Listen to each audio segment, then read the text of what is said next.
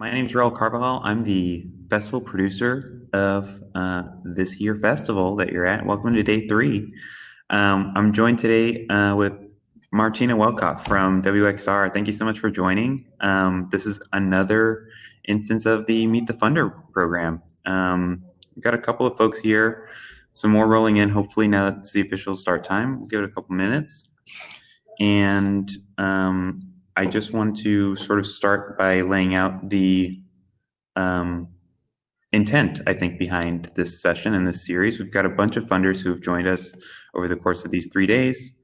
And the idea is that we've gotten lots of questions at Games for Change over the course of the year, like, hey, I've got this game, I'm not sure how to get it off the ground. I'm looking for funding. It's in a good place. No matter what stage it's at, I just need to know more. This is an exact response to that.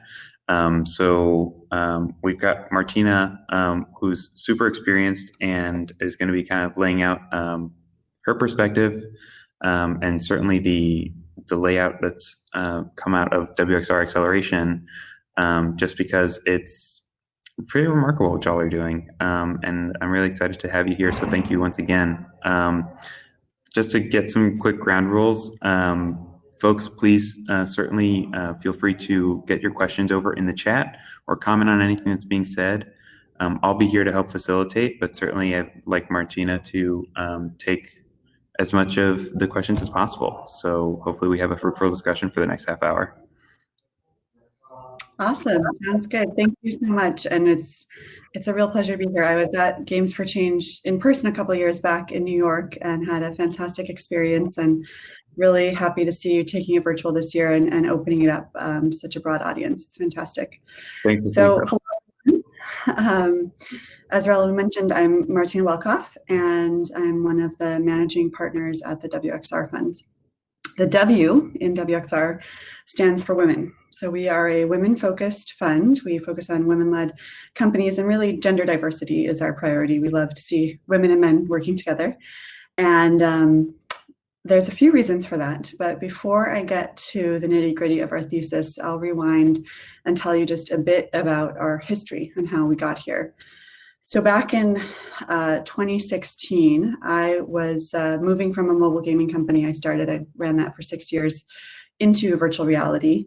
And I connected with a few like-minded folks in the VR industry.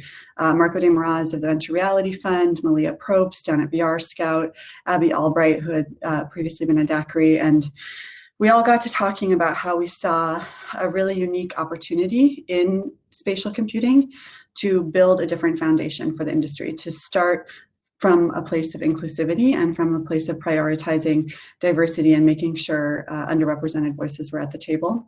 And it became clear to me pretty quickly that the best lever we had to accomplish that was funding. And so that was what ultimately convinced me to move from founder to funder and start working on WXR with some of the early people who coalesced around this. And we launched first as an accelerator in 2018. That was our way of proving that there are indeed many, many fantastic, compelling women-led companies out there, and also building our credibility as an organization and managers. And so we had 16 companies go through that in 2018 from all over North America. And then last year, we had 10 additional companies, and we were a little bit more global. So we had Europe and Asia participate in that as well. And we closed the first part of the fund late last year and made our first couple of investments. And now we're operational as a venture fund and no longer running the accelerator, but continue to do a variety of community programming with our partners at Verizon 5G Lab. So we work very closely with Verizon to provide educational content. Increasingly, we're experimenting with networking opportunities to help the community connect despite some of the travel and gathering limitations we're currently facing, and make sure that we're, as much as we are, our central role is funding, we also really are focused on building the ecosystem and helping women to connect with one another and find the resources they need to expand their companies. I should mention my partner, Amy Meyer, joined in early 2019. So she and I are now the managing partners of the fund. She was actually a mentor in our very first cohort. So she sort of very, very organically came on board with WXR. And we have a wonderful support team around us as well. So there's really pretty big community now with WXR, and excited to continue to see it grow, to continue to see more women-led companies pop up in the space. I think XR is a particularly, there's particular opportunities for women that might not exist as prominently in some more established spaces. Martina, I'm sorry to interrupt you. It seems like your video has cut out. You're back. Got it. Okay, yep. Great. Yeah, I could see myself, but I guess there was a glitch there. Sorry about that. Just for a moment. You're good. Well, thanks for letting me know. And so I was just saying, I do think XR offers a really unique opportunity for women and underrepresented voices more broadly, because the rules really haven't been established yet. And that's the opportunity we want to leverage, is making sure that we are sort of resetting norms early on, so that it's just the expectation that women are leaders in this field, as well as, you know, people of color and people from backgrounds that are not typically represented in tech. So that is. I'm sorry, I think you've gone off again. Is it possible for you to maybe go to your router? Yeah, I can. Should I leave and just leave, refresh, and before you come back in, just make sure that you're maybe a bit closer to wherever your wireless access point is. I am seeing that it's giving me a connectivity warning for you. So okay, I will do a quick reset and be right back. No problem. So folks, thanks for bearing with us. It's a virtual format, as we know, and it's not totally uncommon to do this. Martina and I were chatting just fine for the 30 minutes before our session, testing everything. So sometimes these things happen, but it's an incredibly valuable, I think, perspective that she's bringing, as well as some really great history with regard to women in XR and the fund that they've put together. So hopefully we can get her back and hear some more. Celia, historically, women were also leaders in the 90s VR scene. Yeah, totally true. I'm sure we'll be getting some contact information in a second. Yeah, hi, Martina. Can you see me now? I reset everything. It says full connectivity on my end, but okay, great. Hopefully that'll last. It is so funny how, yeah, everything was smooth right until we went live. It seems to always be the case. I saw Celia's note just before I refreshed as well, and yes, that's certainly, I don't want to underplay the longer role women have had in the industry. And did the video cut out again? I can see it online. It just worked out again. I got a warning just before it did. I'm sorry about that, Martina. Maybe is there a? I'm sorry. Oh, I just don't know. Everything's showing full connection on my end, so I'm not sure.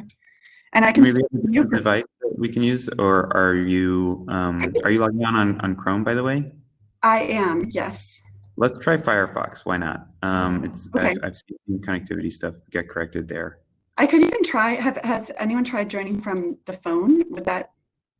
Mobile tends to work on or off. iPad certainly has worked oddly enough, but why don't we try Firefox first, and then if it get on. Also, as I can. I just saw Celia talking about just hearing my voice too. I could chat a bit while I'm. Yeah, I mean, that's totally fine. If folks prefer that, we can. I just don't want to, if it takes a couple minutes, I don't want to leave folks. No problem. So, yeah, I'll log in on another device here, and I'll just keep chatting in the meantime. Thank you, Celia, for your point about women being in the industry, much longer than this current way. That's certainly important, and that's actually part of what we saw as the opportunity, is that this has historical roots going back long before this current wave. So it's very important. And my contact info, great question, very easy. It's just martina@wxrfund.com. So feel free to reach me there, martina@wxrfund.com. I try to stay on top of my email. I do miss one every once in a while, but I will do my best. And I love to hear from people in the space. So, all right, let's see. So that's a bit of the history with WXR. I can tell you about our first couple of investments just to give you an idea of what we're excited about. One of the founders invested in, actually, for change yesterday, Carrie Shaw of Embodied Labs. So I don't know if any of you caught her session, but she she was actually in our accelerator back in 2018. She was in the second cohort, so I've known Carrie, and I knew her prior to that as well. So I've known her for a very long time. I've been so excited to see what she's accomplished with Embodied Labs. They're building an immersive platform for caregivers. So they initially focused on nursing homes and hospice settings, and they've since expanded to customer care. So they're working with a broader demographic of customers now, and just really impressive growth. And Carrie runs that company with a tremendous amount of intention and integrity, and we're very honored to work with her. And then the other company is in the gaming space. They're still a little bit under wraps, but some of you may have heard the announcement at Oculus Connect last year that the Alchemy folks were getting back together to form Absurd Joy. So we are part of that deal with Cy Weiss and Alex Schwartz. And that one is just so exciting to me. I mean, all of us who are in the industry in the 2015, 2016 era are very familiar with Job Simulator and the great success they had there. And then, of course, the Google acquisition. And their purpose with Absurd Joy is to bring joy to the world. And they're building some really cool social and fun, inclusive games, and really, I think, have the opportunity to influence what user experience looks like in XR more generally. So they're kind of a paradigm-setting team that we are, again, honored to be part of. Sorry, I'm entering password as I multitasking here, but I'm going to try. Thank you, Martina. I'm going to try getting in here. Let's see, I'm going to have to go back. Links in the chat for anybody who would like to learn a bit more about a couple of the companies that Martina just mentioned. Thank you. Yeah, so those were our first two investments out of the gate. We have, on the accelerator side, we've worked with, it didn't save my login. We've worked with companies across pretty much every sector, everything from education, healthcare, oil and gas, retail. There's really a pretty wide gamut of the types of companies and also the geographies. So, a lot of the companies we've worked with are concentrated in California, across LA and the Bay Area, but we're by no means limited to that solely. We've worked with companies in Michigan, Missouri, Texas, France, Russia. So it's a pretty broad spectrum in terms of the map. And can you remind me when I log into the interface how I find this session? I'm on that. Sure. So previously you got in through your direct link, but you should be able to see us if you just click sessions. You'll be in that list. It should say Meet the Funder, Martina Welkhoff. You just click in there. All right. How about Canada? Yes, Canada. I'm actually originally from Canada, so I love that question. I'm from Saskatchewan. We've had a company in Vancouver and one in Toronto. And we have talked to companies across. I've actually talked to a couple in Calgary. So yes, definitely Canada. And I'm up in Seattle, so Vancouver in particular is very easily accessible for me. Yes. Where are you, Stefania? Curious, you're up in Canada, I'm guessing. And I'm still, I did try mobile and I'm still struggling to find sessions, so I'm working on it. No problem. It's not under events, huh? So when you log in, sorry, so I see, you'll see your account, you'll see the event side. If you've registered, which you have, of course, you can see Games for Change Festival listed there, and that will let you enter the event. In fact, I can also just email you the direct link to where we are right now. Maybe that'll easy to, but you should be able to see it. Did I enter the live event? Yes. Okay. Almost there. Yeah, I tried the direct link and from the email, and then it took me back to the main page. I think because it had to have me log in again for some reason. Exactly. Yeah, likely to log in. But if you logged in and then you click that link again, it should take you straight here.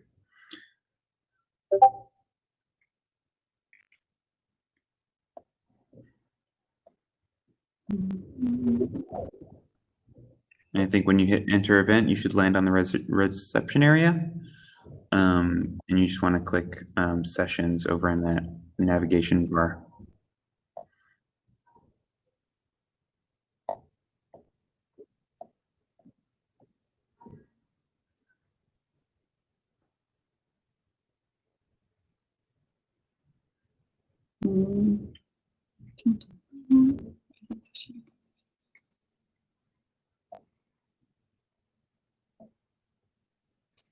All right, I think I'm there.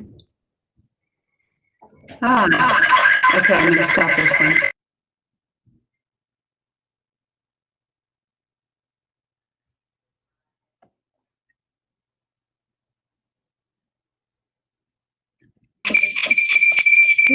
I hear the echo, so I know that you're on the right page. I think what I would do is if you either mute or just leave from the original device and then try to turn the audio and video on from the second one, that might work. Ta-da! Amazing, great. Okay, let me just completely exit out of that. There we go. Okay. Cool. What an adventure. Well, you can. Sorry, thank you for bearing with us and getting there. Yeah, I'm really not sure what happened there, but it just decided to give us some problems. But we were talking about Canada, and yes, definitely love Canadian companies, and I'm actually really excited about what Canada is providing in terms of public support. So I know there's a variety of grants from the government and some different foundations working up there that are doing really important work to support women-led companies and build some of the major tech ecosystems throughout Canada. So because I'm in Seattle, I'm more familiar with sort of the Cascadia approach, and there's a lot of initiatives connecting Seattle to Vancouver specifically and looking at that corridor all the way up to even Victoria. But, you know, obviously Toronto, I would love to learn more about what's going on in Montreal. I'm actually a little less familiar with that city. And we do, so from an investment perspective, we, for the most part, will only be investing in North America, in the US and Canada. However, there could be exceptions for companies that either have US headquarters and or where one of our partner funds is investing and we can co-invest alongside them. So there's certainly a chance we'll do some investments abroad as well, but the majority of our portfolio will be concentrated in the US and Canada. Love that. I mean, I'll also bring up this because I've seen lots of activity, particularly on the XR side, and it's great to see it coming because you've mentioned the government support. NFB, right, has also been really involved.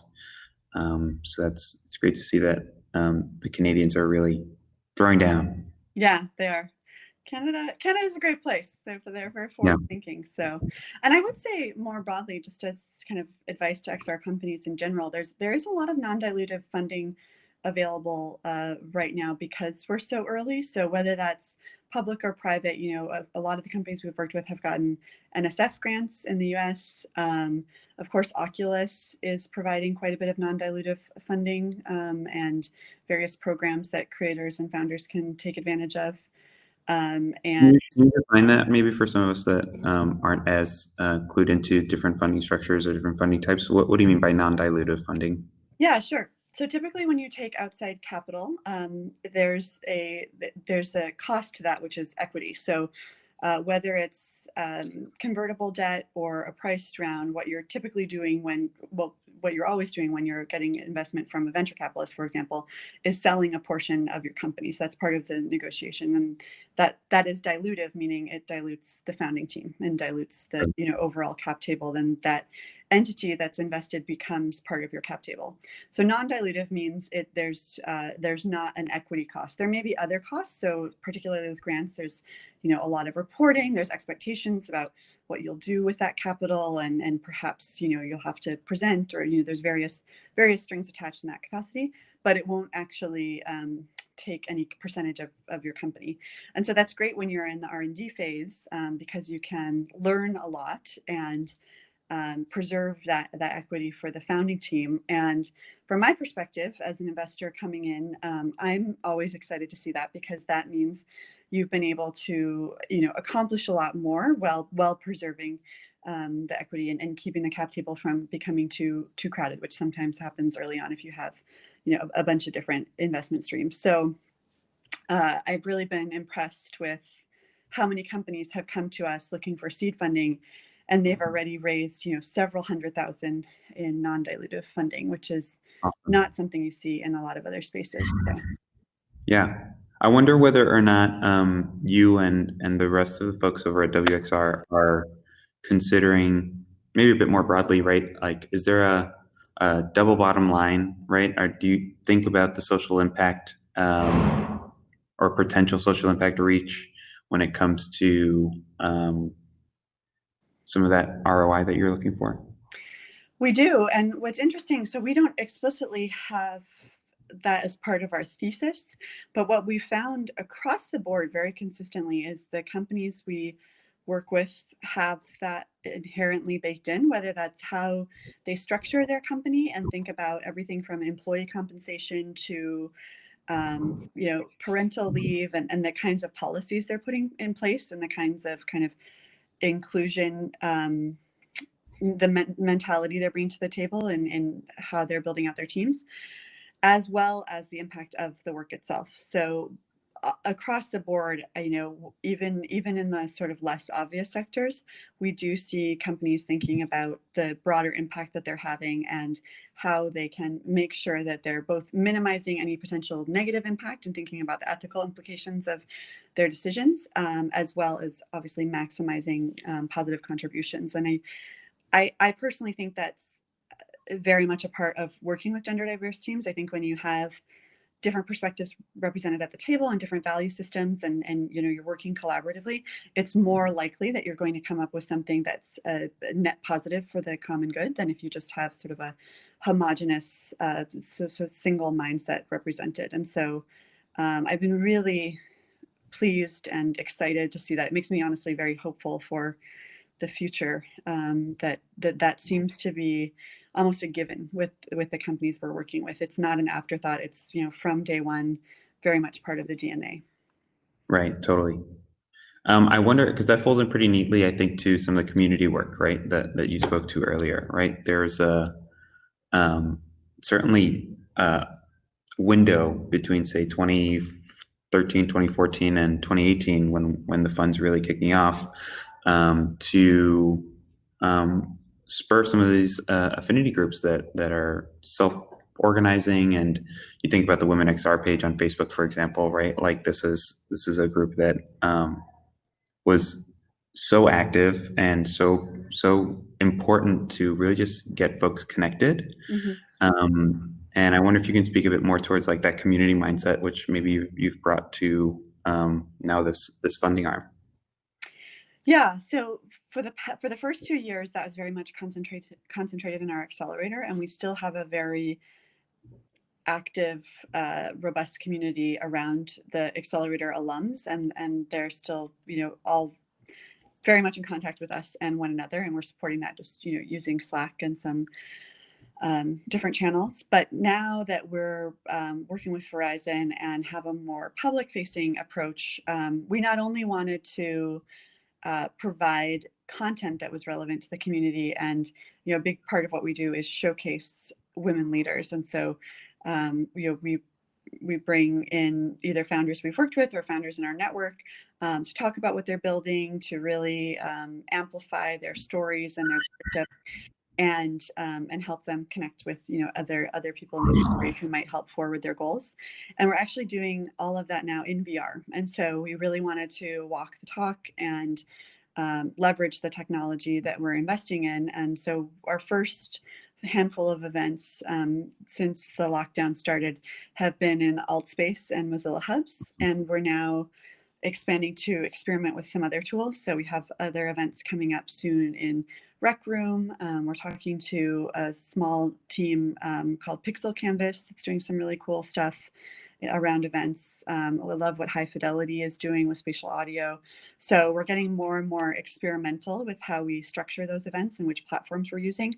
But ultimately, it still comes back to that goal of amplifying women in the industry, because there are so many already. We want to grow that pool, but we also want to recognize that there are a lot of companies out there that are doing incredible work we should all know about, and connecting the community and making sure that as much as possible we're really functioning as a hub for a lot of that activity. Amazing. Can you speak a bit more specifically about the partnership with Verizon 5G and how that's really impacted the work, right? Like, what has that really allowed in terms of structure? Obviously, there's the communications piece of it, but what other benefits have you seen since that started for you? Yeah, so 5G and XR have a really exciting symbiotic relationship in that obviously as 5G rolls out more broadly, it's going to enable a much broader access to XR experiences. And in the same vein, 5G sort of needs XR to prove why it's so important. And so there's been a strong alignment in our objectives with Verizon in sort of ushering in this next wave of computing and the necessary telco technology that will need to support it. And they actually, the 5G Labs team underwrote our accelerator program last year. So we co-programmed a lot of that and ultimately hosted the demo day down at the Verizon Innovation Center in San Francisco. So they were very hands-on in that partnership. We worked with them in structuring a lot of the programming. A lot of Verizon executives were involved in mentoring and making sure that the companies in the accelerator had first access to a lot of 5G resources. So getting to test some of their edge computing technology, the 5G hotspots, access to the 5G labs around the country where there's a lot of interesting, everything from volumetric capture to different demos, and just kind of that access to the cutting edge technology that could help to shape roadmaps for startups and think about, not just what they're doing this year, but what do the next 2 to 5 years look like, and how can that map to what companies like Verizon are doing and what will be available. So that's been really great. And then obviously the labs aren't open at the moment. And so we've taken a lot of that virtual now, and we're still our next event is going to be in a 5G Verizon has built out in Rec Room. And so they're recreating, it's a really, really cool space, and they're recreating a lot of the demos and a lot of the educational material that they have in the physical labs in that virtual space. And so again, we're just making sure that that our community and that the group of women founders we work with have access to that, both as a educational and access to the technology itself, as well as the Verizon support that they can offer to startups. That's great. I wonder whether or not, given the period of, say, like the last 6 months or so, now that there's kind of this shifted view with the COVID context, right? We've seen lots of the activity continue across XR, right? There's especially with regard to remote work, we were kind of poised to take on that challenge, but have you seen a trend in terms of the things that have come across your desk over the course of the last 4 or 5 months? Have the applications changed? Have the conversations changed at all for you? Are you seeing a different sort of trend in what's being presented, just to kind of tackle some of that stuff? Yeah, I mean, a lot of the companies who were already operating in the space have had to adapt pretty quickly. I mean, one of the major constraints, especially early on, was just device access, and if they were operating in any kind of enterprise environment where headsets were being shared across multiple employees, to think about how to adapt to the current scenario when that wasn't tenable any longer. And so some of it, a lot of it early on at least, was those sorts of logistical challenges, and in how do we get our content to users if the traditional avenues won't work. And sometimes that meant shifting to mobile AR. Sometimes that meant some of our companies have done really creative things with sort of video tutorials and being able to share the headset view to multiple users just over a more traditional medium like Zoom. And now that it's been a few months, we're seeing kind of the more long-term adaptation set in. And what I think is exciting about what's happening now, and we're seeing this again across a lot of different sectors, this isn't limited to just any one area, is companies that were XR companies that were previously stuck in kind of a pilot purgatory cycle, where what was very common to see over the last few years is a startup would get into an innovation group within a large company, and there'd be a lot of excitement and curiosity about what they're building. They'd sign up a pilot, they'd run some tests internally, but it would stay small, and it would stay. The larger companies were sort of interested and wanted to learn, but when it came to scaling out and implementing that more broadly, there was still a lot of friction to overcome. And now there's a forcing function for a lot of these applications, where the alternatives, the traditional alternatives, whether that was in person or the variety of ways companies were operating before, don't work anymore. And so they're really urgently looking for solutions at scale, and that's helped a lot of the startups we work with to break out of that pilot cycle and start to scale to more meaningful customer engagements. Amazing. It's so great to hear. I mean, this has been a common thread, I think, that I've noticed in a couple of the Meet the Funder sessions that I've joined, specifically on the XR side. So it's good to hear you echo that, I think. Folks, I know we're a couple minutes over time, but thank you for bearing with us. I know we lost a couple minutes there to some technical stuff. So if you have any last final questions, this will be a time to get them in. But if not, I just want to thank you so much, Martina, for joining us and sharing the perspective. Can you just leave us maybe with how folks can follow up and learn more? Yeah, so definitely sign up for our newsletter, which is there's a sign up at the bottom of our website, and we keep the community updated on any activity, any events that we're doing, and companies in the news and that sort of thing through that. And then feel free to reach out to me directly as well, and Martina at WXR Fund, and I think it's still in the chat there. It is great. Cool. Well, thank you so much, Martina, once again. I really appreciate you being here. And for everybody watching, please enjoy the rest of the festival. Thank you for being here. Thank you. See ya. Bye.